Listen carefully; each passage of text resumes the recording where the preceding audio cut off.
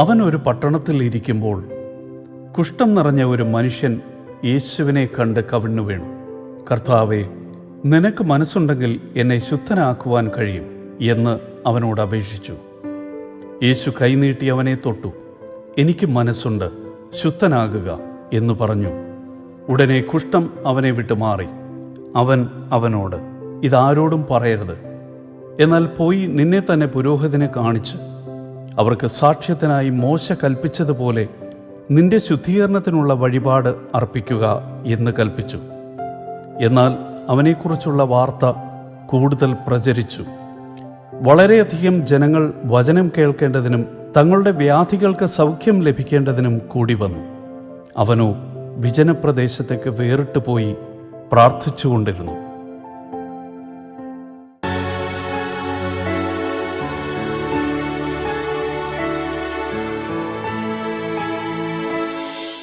ദൈവത്തിൻ്റെ വലിയ തിരുനാമത്തിന് മഹത്വമുണ്ടായിരിക്കട്ടെ. കർത്താവിനാൽ അനുഗ്രഹിക്കപ്പെട്ട ദൈവജനമേ, പരിശുദ്ധ നോമ്പിലേക്ക് നാം പ്രവേശിക്കുകയാണ്. ഈ നോമ്പ് ഒരു തീർത്ഥാടന കാലയളവാണ്. ഇതുവരെ നാം ജീവിച്ച ആത്മീയ ജീവിതത്തിൽ നിന്ന് ഒരു പടി കൂടെ ഉയർന്ന് ദൈവവുമായുള്ള സംസർഗത്തിലേക്ക് വരുവാൻ തക്കവണ്ണം ഈ നോമ്പിൻ്റെ കാലയളവ് നമുക്കൊരു മുഖാന്തരമായിട്ട് തീരണം. നമ്മുടെ കർത്താവ് 40 ദിവസം നോമ്പ് നോറ്റു എന്ന് സുവിശേഷകന്മാർ രേഖപ്പെടുത്തുന്നു. തീർച്ചയായും 40 ദിവസം നോമ്പെടുത്തു. അപ്പോൾ അവിടുന്ന് വിശന്നു. ആ സമയത്ത് പരീക്ഷകൻ അവൻ്റെ അടുക്കൽ വന്നു എന്ന് ദൈവവചനം നമ്മെ ഓർമ്മപ്പെടുത്തുന്നു. ഓർക്കുക, നാം നോമ്പിലേക്ക് പ്രവേശിക്കുമ്പോൾ പലവിധമായ പ്രലോഭനങ്ങൾ നമ്മെ തേടിയെത്തും. ആ പ്രലോഭനങ്ങളിൽ വീഴാതെ ദൈവത്തെ മുറുകെ പിടിച്ചുകൊണ്ട് നോമ്പ് നോക്കുവാനും തീർച്ചയായും ദൈവ സദൃശ്യത്തിലായിത്തീരുവാനും നമുക്ക് ഇടയാകണം. ഓരോ ദൈവ പൈതലിനും ശ്രേഷ്ഠതയോടെ നോമ്പും ഉപവാസവും എടുത്ത് ദൈവത്തോടു കൂടെ ആയിരിക്കാൻ തക്കവണ്ണം ഇടയായിത്തീരണം. എങ്കിൽ മാത്രമേ എല്ലാ പ്രതിസന്ധികളിൽ നിന്നും, എല്ലാ പ്രശ്നങ്ങളിൽ നിന്നും, എല്ലാ ബുദ്ധിമുട്ടുകളിൽ നിന്നും തരണം ചെയ്യുവാനുള്ളൊരു ആത്മീയ വിൽ പവർ നമുക്ക് ലഭിക്കുകയുള്ളൂ എന്ന് നാം മനസ്സിലാക്കണം.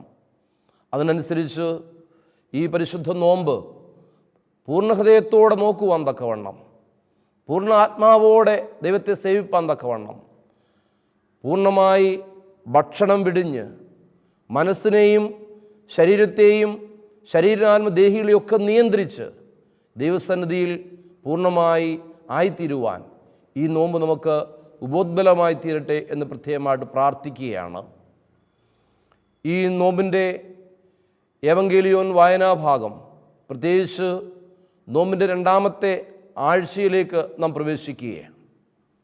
ഈ സമയത്ത് വിശുദ്ധ ലൂക്കോസിൻ്റെ സുവിശേഷം 5-ാം അധ്യായം അതിൻ്റെ 12 മുതൽ 16 വരെയുള്ള ഒരു ഭാഗമാണ് ഏവങ്കേലിയോൻ വായനാഭാഗത്ത് ക്രമീകരിച്ചിരിക്കുന്നത്. അവിടെ പരാമർശിക്കപ്പെടുന്നത് ഒരു കുഷ്ഠരോഗിയുടെ അവസ്ഥയാണ്. ആ കുഷ്ഠരോഗി കർത്താവിനോട്, നിനക്ക് മനസ്സുണ്ടെങ്കിൽ എന്നെ ശുദ്ധനാക്കാൻ കഴിയും എന്ന് പറയുകയാണ്. വേദപുസ്തകം പരിശോധിക്കുമ്പോൾ കുഷ്ഠരോഗികളുടെ ഒരുപാട് ചരിത്രങ്ങൾ, കാര്യങ്ങൾ നമുക്ക് കാണുവാനായിട്ട് സാധിക്കുന്നുണ്ട്.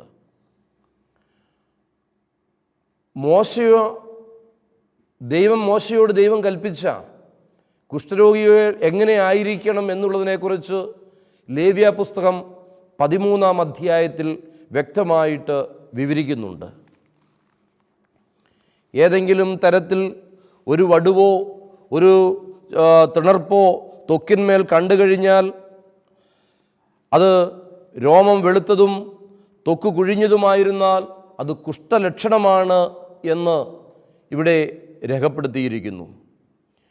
7-ാം ദിവസം പുരോഹിതൻ അവനെ നോക്കുകയും അത് ശരിയാണ് എന്ന് ഉറപ്പുവരുത്തുകയും അവനെ ക്വാറന്റൈനിലാക്കുകയും ചെയ്യുന്ന ഒരു രീതി ലേവ്യ പുസ്തകം 13-ാം അധ്യായത്തിൽ വ്യക്തമായിട്ട് വിവരിക്കുന്നുണ്ട്. തീർച്ചയായും പുരോഹിതൻ അത് 7 ദിവസം കൂടുമ്പോൾ വീണ്ടും അവനെ സന്ദർശിക്കുകയും ആ കുഷ്ഠരോഗിയുടെ അവസ്ഥ മനസ്സിലാക്കുകയും അവൻ പൂർണ്ണമായി കുഷ്ഠരോഗിയാണേയെങ്കിൽ അവനെ മുഴുവനായി ഉപേക്ഷിച്ച് കളയുന്ന ഒരു രീതിയാണ് നമുക്കവിടെ കാണുവാനായിട്ട് കഴിയുന്നത്. രാജാക്കന്മാരുടെ പുസ്തകം 2 രാജാക്കന്മാരുടെ പുസ്തകം അതിൻ്റെ 5-ാം അധ്യായം വായിക്കുമ്പോൾ നയമാൻ്റെ കുഷ്ഠം നമ്മൾ കാണുന്നുണ്ട്. ഒരു ചെറിയ പെൺകുട്ടി മുഖാന്തരം നയമാൻ പ്രവാചകൻ്റെ അടുക്കിലേക്ക് കടന്നു വരികയാണ്. ആ പ്രവാചകൻ നയമാനോട് പറയുന്ന കാര്യങ്ങൾ ആദ്യം അംഗീകരിക്കുവാൻ നയമാൻ്റെ മനസ്സ് തയ്യാറായില്ലെങ്കിലും അവൻ്റെ ശിഷ്യഗണങ്ങൾ, അവൻ്റെ സഹപ്രവർത്തകർ നയമാനോട് ആവശ്യപ്പെട്ടതനുസരിച്ച് നയമാൻ പ്രവാചകൻ്റെ ആ ശബ്ദത്തിന് ചെവി കൊടുക്കുകയാണ്. യോർദാൻ നദിയിൽ 7 പ്രാവശ്യം മുങ്ങി നിവർന്നപ്പോൾ നയമാൻ്റെ കുഷ്ഠം പൂർണ്ണമായി മാറി. അവൻ്റെ ശരീരം ഒരു കൊച്ചു ബാലൻ്റേതുപോലെ ആയിത്തീർന്നു എന്ന് വേദപുസ്തകത്തിൽ വിവരിക്കുന്നു. ധനവും മാനവും പരാക്രമിയും ഒക്കെയായ നയമാൻ തീർച്ചയായും പ്രവാചകൻ്റെ ആ ശബ്ദത്തിന് ചെവി കൊടുത്തപ്പോഴാണ്, ആ പ്രക്രിയയിലേക്ക് കടന്നു വന്നപ്പോഴാണ് പൂർണ്ണമായി സൗഖ്യം ലഭിച്ചത് എന്ന് നമുക്ക് മനസ്സിലാക്കുവാനായിട്ട് കഴിയും. അതുപോലെ തന്നെ വിശുദ്ധ ലൂക്കോസിൻ്റെ സുവിശേഷം 17-ാം അധ്യായം 15-ാം വാക്യം നമ്മൾ വായിക്കുമ്പോൾ 10 പേര് കുഷ്ഠരോഗികൾ കർത്താവിൻ്റെ അടുക്കൽ വരുന്നതായിട്ട് കാണുന്നുണ്ട്. എന്നാൽ അവരിൽ ഒരുത്തൻ മാത്രം തനിക്ക് സൗഖ്യം വന്നത് കണ്ടിട്ട് ഉച്ചത്തിൽ ദൈവത്തെ മഹത്വപ്പെടുത്തിക്കൊണ്ട് വന്ന് അവൻ്റെ കാൽക്കൽ വീണു അവന് നന്ദി പറഞ്ഞതായിട്ട് നമ്മൾ വായിക്കുന്നു. പ്രിയമുള്ളവരെ, ആധുനിക മനുഷ്യരിൽ ഇത് തീർച്ചയായും പലവിധമായ കുറവുകൾ സംഭവിച്ചുകൊണ്ടിരിക്കുകയാണ്. മൂല്യച്യുതി സംഭവിച്ചുകൊണ്ടിരിക്കുകയാണ്. സഹോദരനെ കാണുവാനോ സ്നേഹിക്കുവാനോ ക്ഷമിക്കുവാനോ ഒന്നും താല്പര്യമില്ലാത്ത, അവനവൻ്റെ കാര്യം മാത്രം നോക്കി ജീവിക്കുന്ന ഒരു ലോകത്തിൻ്റെ ഭാഗമായി ഞാനും നിങ്ങളും മാറിയിരിക്കുകയാണ്. അപ്പോൾ തീർച്ചയായും ഇന്നത്തെ വേദവായനാ ഭാഗം നമ്മൾ ആഴത്തിൽ ചിന്തിക്കുകയും ധ്യാനിക്കുകയും ചെയ്യേണ്ടത് ഏറ്റവും ആവശ്യമായ ഒരു കാര്യമാണ്. വിശുദ്ധ ലൂക്കോസിൻ്റെ സുവിശേഷം 5-ാം അധ്യായം 12 മുതൽ 16 വരെയുള്ള വേദഭാഗങ്ങളിൽ എന്തുകൊണ്ടാണ്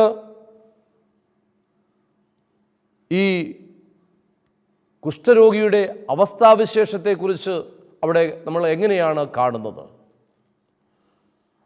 കുഷ്ഠരോഗം എന്ന് പറയുന്നത് ചത്തതിനൊക്കുമേ ജീവിച്ചിരിക്കലും എന്നുള്ള സാഹചര്യത്തിലാണ്.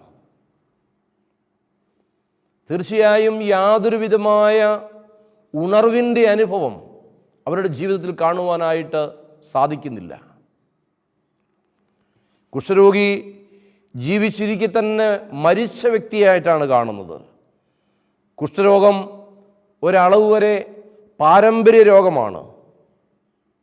പാപം മൂലം മനുഷ്യൻ പാപത്തിന് അടിമപ്പെട്ടിരിക്കുന്നു എന്ന് റോമർക്കെഴുതിയ ലേഖനം 5-ാം അധ്യായം 12-ാം വാക്യത്തിൽ നാം വായിക്കുന്നുണ്ടല്ലോ. ഏക മനുഷ്യൻ മൂലം പാപവും പാപത്താൽ മരണവും ലോകത്തിൽ കടന്നു. ഇങ്ങനെ എല്ലാവരും പാപം ചെയ്യുകയാൽ മരണം സകല മനുഷ്യരിലും പരിണമിക്കുന്നു. അതുകൊണ്ട് തന്നെ കുഷ്ഠരോഗം പാരമ്പര്യമായിട്ട് കടന്നു വരുന്നു.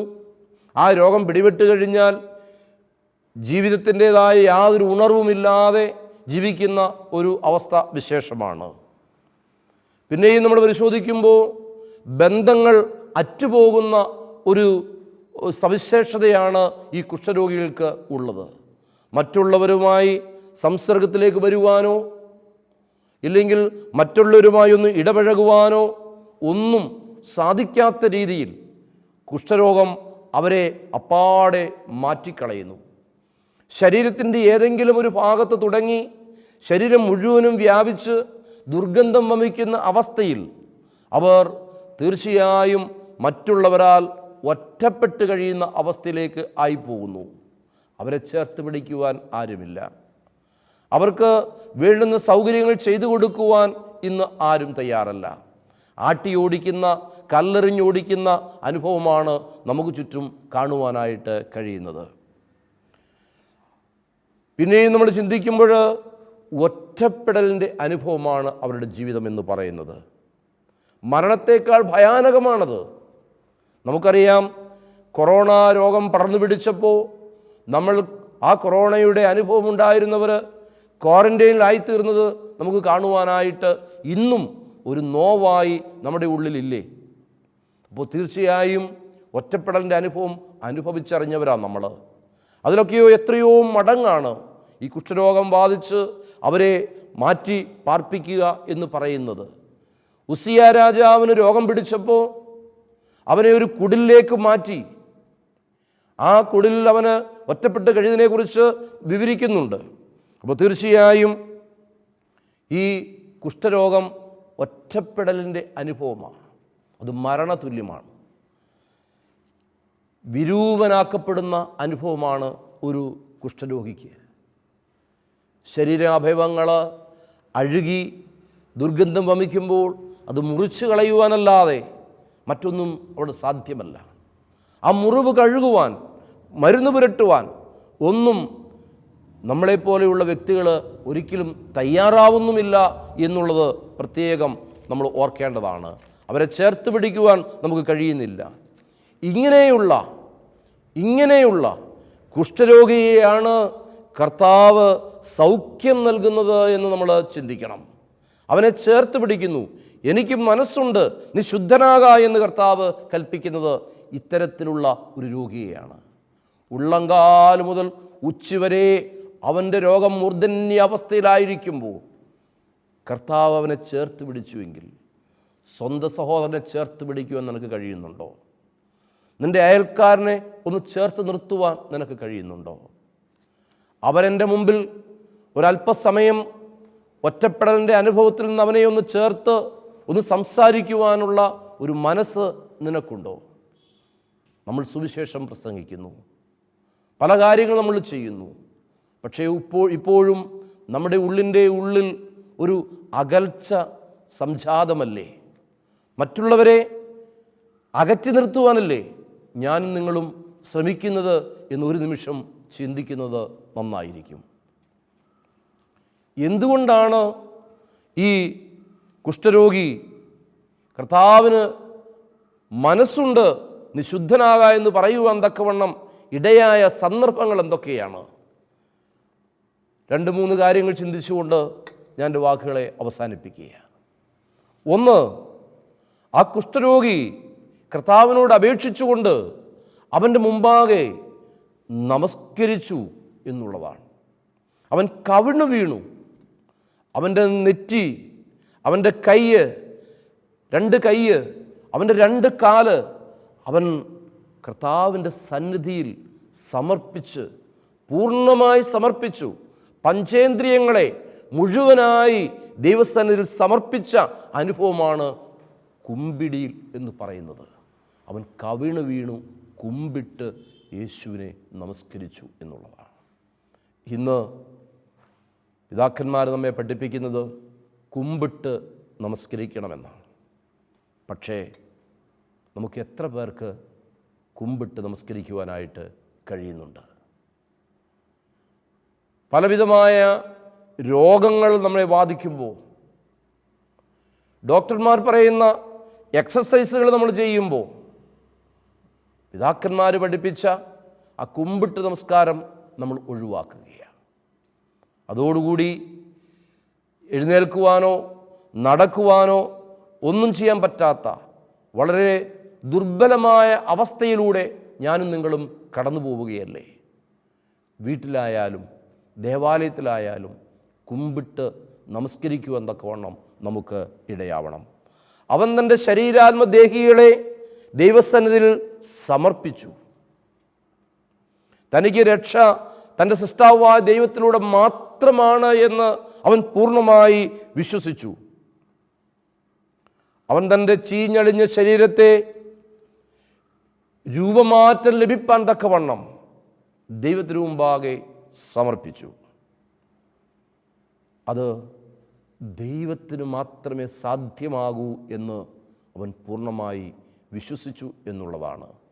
പ്രിയമുള്ളവരെ, നമ്മുടെ ഓരോരുത്തരുടെയും ജീവിതത്തിന് സൃഷ്ടിയായ നാം ഓരോരുത്തരും സൃഷ്ടാവായ ദൈവത്തിന് മുമ്പാകെ നമസ്കരിക്കുമ്പോൾ, നമ്മെ തന്നെ വിധേയപ്പെടുത്തി കൊടുക്കുമ്പോൾ, നമ്മളിലുള്ള ബലഹീനതകളെ നീക്കുവാൻ, നമ്മുടെ കുറവുകളെ നീക്കുവാൻ സർവശക്തന് മാത്രമേ കഴിയൂ എന്ന് ചിന്തിച്ചുകൊണ്ട്, പ്രാർത്ഥിച്ചുകൊണ്ട്, സമർപ്പിച്ചുകൊണ്ട് മുന്നോട്ട് പോകുവാൻ എനിക്കും നിങ്ങൾക്കും ഇടയാകണം. രണ്ടാമതായി, അവൻ്റെ പരിപൂർണമായ വിശ്വാസത്തെയാണ് നമുക്കവിടെ കാണുവാനായിട്ട് കഴിയുന്നത്. ആ കുഷ്ഠരോഗി, നിനക്ക് മനസ്സുണ്ടെങ്കിൽ എന്നെ ശുദ്ധനാക്കാൻ കഴിയുമെന്ന് പറയുമ്പോൾ അവൻ പൂർണ്ണമായ വിശ്വാസത്തിലേക്ക് വരികയാണ്. കർത്താവേ, നിനക്ക് മനസ്സുണ്ടെങ്കിൽ എന്നെ ശുദ്ധമാക്കാൻ കഴിയും. അവൻ്റെ അപേക്ഷയുടെ സ്വരം ദൈവം കേട്ടു എന്നുള്ളതാണ്.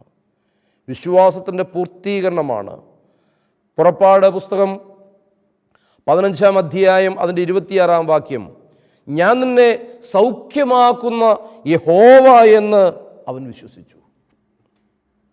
ഞാൻ നിന്നെ സൗഖ്യമാക്കുന്ന യഹോവയാണെന്ന് പുറപ്പാട് പുസ്തകത്തിൽ പറയുമ്പോൾ അതിൽ അവൻ വിശ്വസിച്ചു എന്നുള്ളതാണ്. നീ യഹോവയായ ദൈവം തന്നെ ആണ് എന്ന് അവൻ സമ്മതിച്ച് പറയുകയാണ്. അപൂർണമായ വിശ്വാസം അവനിലുണ്ടായി. നമുക്കോ? നമ്മളെല്ലാവരും ക്രിസ്ത്യാനികളാണെന്ന് പറയുകയും വിശ്വാസം അല്പം മാത്രം ആയി മാറിപ്പോവുകയും ചെയ്യുന്നു. നാം ദേവാലയത്തിലായിരിക്കുമ്പോൾ തീർച്ചയായും ആത്മീയമായ ഒരു ഉണർവിൻ്റെ അനുഭവത്തിൽ നമ്മൾ ജീവിക്കും. അതെല്ലാം കഴിഞ്ഞ് പുറത്തോട്ടിറങ്ങുമ്പോൾ വീണ്ടും നമ്മൾ പഴയ മനുഷ്യരായി മാറിപ്പോവുകയാണ്. അവിടെ വിശ്വാസമില്ല, കാണുന്നവനെ സ്നേഹിക്കുന്നില്ല, ദൈവവുമായുള്ള സംസർഗമില്ല. വീണ്ടും പഴയതിലേക്ക് നാം തിരികെ പോകുന്നു. ഇവിടെ കുഷ്ഠരോഗിയുടെ അനുഭവം അങ്ങനെയല്ല. തീർച്ചയായും അവൻ വിശ്വസിച്ചു, അവൻ നേടിയെടുത്തു, അവൻ്റെ രോഗം മാറി. അതുകൊണ്ട് വിശ്വാസത്തോടെ ദൈവസ്ഥലം നിൽപ്പാനായിട്ട് നമുക്ക് കഴിയണം. അബ്രഹാമിൻ്റെ വിശ്വാസം മൂലം അവനെ വിളിച്ചു വേർതിരിച്ചു.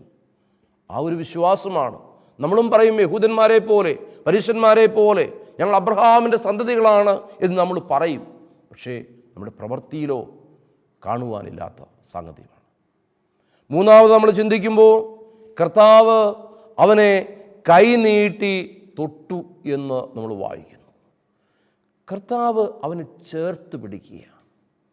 ആ അഴുകിയ ശരീരത്തെ എല്ലാവരും ഉപേക്ഷിച്ച് തുറച്ചു നോക്കി അവഹേളിക്കപ്പെട്ട് കിടക്കുന്ന അവനെ എനിക്ക് മനസ്സുണ്ട് എന്ന് പറഞ്ഞ് കർത്താവ് അവനെ ചേർത്ത് പിടിക്കുക. ദൈവത്തിൻ്റെ സ്പർശനമല്ലാതെ മറ്റൊന്നിനും ഈ വ്യക്തിയെ സൗഖ്യമാക്കുവാൻ സാധ്യമല്ല. സമൂഹം അവനെ അറപ്പോടെ വീക്ഷിക്കുന്നു. അങ്ങനെയുള്ളവനെ കർത്താവ് തൊടുകയാണ്. അന്നത്തെ സമൂഹത്തിൽ അത് വലിയ കോലാഹലമാണ്. കാരണം എല്ലാവരാലും വെറുക്കപ്പെട്ട് മോശയുടെ നിയമങ്ങൾ പാലിച്ച് അവനെ അകറ്റി നിർത്തിയപ്പോൾ കർത്താവ് അവനെ തൊട്ടു, അവനെ ചേർത്ത് പിടിച്ചു. തീർച്ചയായും ദൈവസ്നേഹത്തിൻ്റെ ഉത്തമ ദൃഷ്ടാന്തമാണ്. സമൂഹത്തിൽ അധമന്മാരായവരെ കർത്താവ് സ്നേഹിക്കുന്നു. അവൻ്റെ കുഷ്ഠം അവനെ വിട്ടുമാറി. അവൻ ശുദ്ധനായിട്ട് തീർന്നു. അശുദ്ധൻ ശുദ്ധനായി.